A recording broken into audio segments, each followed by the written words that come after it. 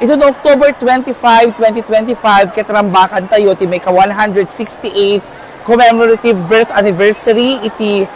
mununa nga nang ted iti pamadayo ti iri ti Badok, na awan sa bari, ti pentor ken patriota ni Juan Luna Innovation, na may sangarod isuna nga na iyanak ken nagbunyag iti iri ti Badok, ket may isayang katko apo iti commemorative mass, when memorial mass and Thanksgiving mass, iti Minor Basilica of St. John the Baptist, Shrine of La Virgen Milagrosa de Badok, ito no October 25, ti oras iti alas 5:30 ti bigat, ket kalpasan ti misa apo, ket intayon to amin, maawis tayon to amin, mapan ijay, nakayanakan ni Juan Luna, ni Seo ni Juan at Antonio Luna, para iti full military honors and wreath laying as well as floral offering apo, iti estatwana iti Juan Luna. Ket kalpasan na kadayta ket maangay tupay iti naayeg aparada kapag partisiparan di dagiti na dumaduma nga military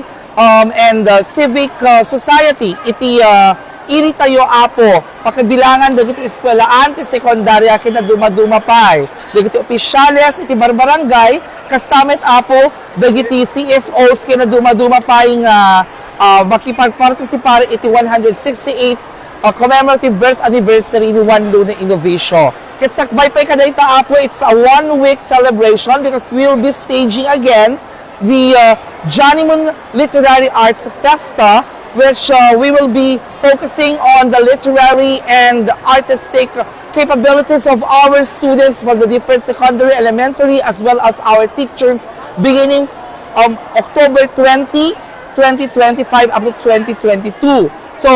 adang to the competitions apo, ti oratorical speaking competition, English is secondary, oratorical competition, Ilocano, iti elementary, poetry interpretation, ti secondary, and demonstration teaching, ti history, ken pakasaritaan ti Badok, ken ni Juan Luna, kadag iti mga sursuro. Tapno makita tayo, no kasaro ti kauneg, iti amuda, dagiti patpatyan tayo mga sursuro, agtultuloy apo, iti panangi rumswak, iti naglabasan ti iri ti Badok. Tamamati tayo nga rod, nga ti panagtalyaw ti naglabas, ket isu iti mangitunda kada tayo, iti nadurduras nga papan, iti masakbayan. Ket adan to pa iti quiz vi apo dagiti mga sursuro. Ket of course, madi maawan, iti on-the-spot painting competition, ti secondary, ken iti elementarya. Ket babaen ka dito nakapimpintas kan ibagbagami nga nangina nga aldaw ta dito nga ro ti panakaiyanak iti Banwar itaon tayo apo ditoy iti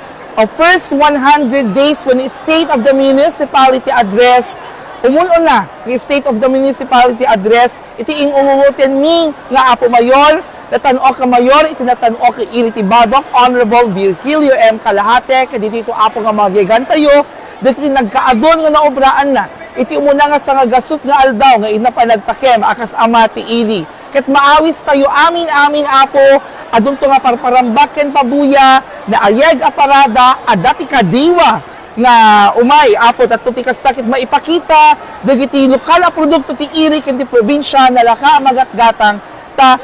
coinciding this magnificent and vibrant celebration of the 160th birth anniversary of Juan Luna is the realization of how important Badoqueños are in terms of different fields of arts, agriculture, social, and all of the aspects embodying this religious town being the home of the patroness of the province of Ilocos Norte, La Virgen Milagrosa de Badok.